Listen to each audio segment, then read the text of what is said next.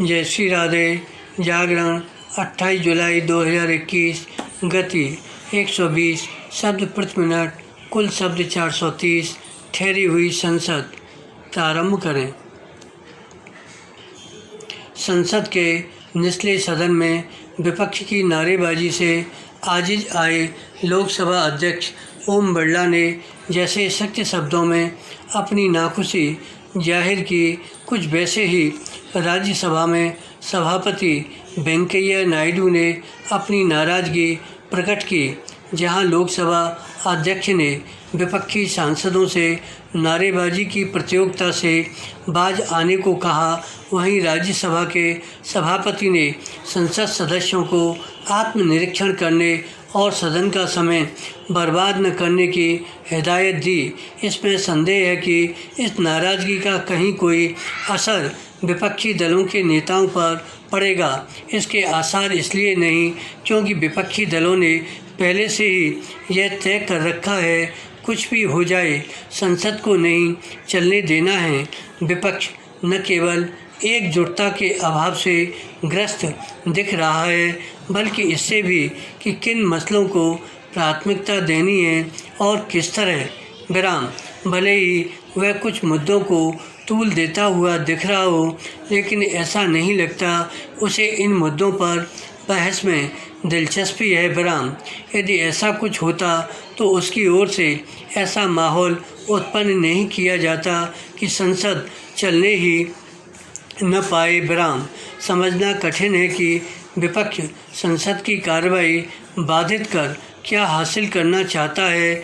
यदि वह यह समझ रहा है कि संसद न चलने से जनता के बीच कोई अच्छा संदेश जाएगा, तो यह संभव नहीं, क्योंकि जनमानस को तो राष्ट्रीय महत्व के मुद्दों पर कोई सार्थक बहस चाहता है।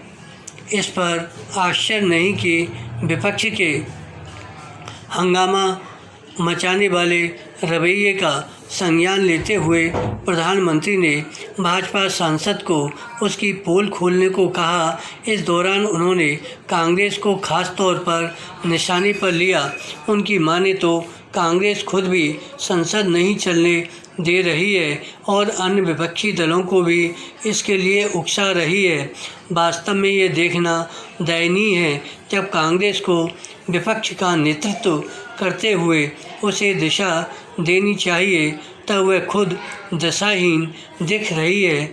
आखिर यह उसकी दिशाहीनता नहीं तो और क्या है कि उसने जैसे कृषि कानून बनाने का वादा अपने घोषणा पत्र में किया था, वैसे ही कानून बन जाने पर उनका विरोध कर रही है।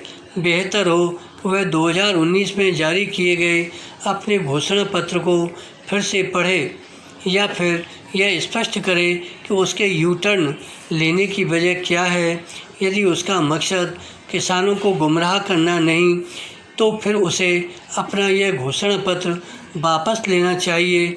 उसके रवैये से यही पता चलता है कि विरोध के लिए विरोध वाली राजनीति किस तरह सिर चढ़कर बोल रही है। इस राजनीति से किसी का भला होने वाला नहीं, आम जनता का तो बिल्कुल नहीं। धन्यवाद।